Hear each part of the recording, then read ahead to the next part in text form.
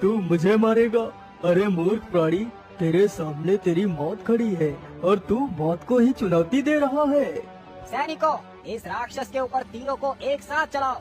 सैनिक जैसे ही तीर कमान संभालते हैं तो वह राक्षस अपना आकार बढ़ाने लगता है, जिससे उन तीरों का उस राक्षस पर कोई असर नहीं होता। अरे दोस्तों, तुमने मेरे भोजन में बाधा डाली है ना? अब तुम में से कोई भी जीवित नहीं बचेगा। इतना बोलते ही राक्षस अपना पैर उठाकर उन सैनिकों के ऊपर रख देता है, जिससे वह काफी सारे सैनिक उसके पैर के नीचे आकर मर जाते हैं।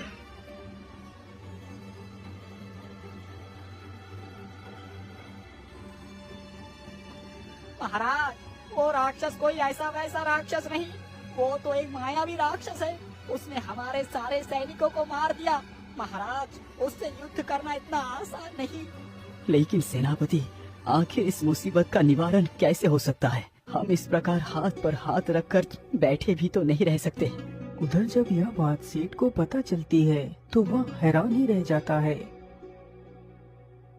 लेकिन ऐसा कैसे हो सकता है? साधु बाबा ने तो बताया था कि हमारी पुत्री इस राक्षस को खत्म कर देगी, लेकिन ये राक्षस तो अभी भी जीवित है। अजी, कहीं इस राक्षस ने हमारे बेटी को ही तो नहीं कुछ कर दिया? माँ, आप किसकी बात कर रही हैं?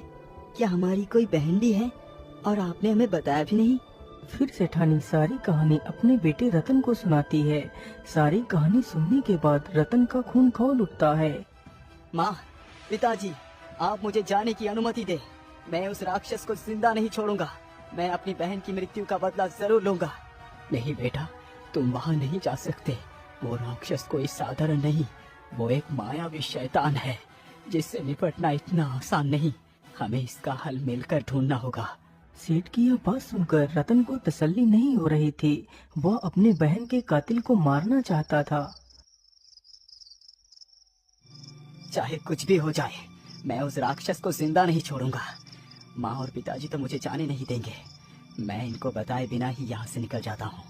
इतना सोचकर रतन अपनी कमर पर तलवार कसकर आधी रात में ही निकल पड़ता है।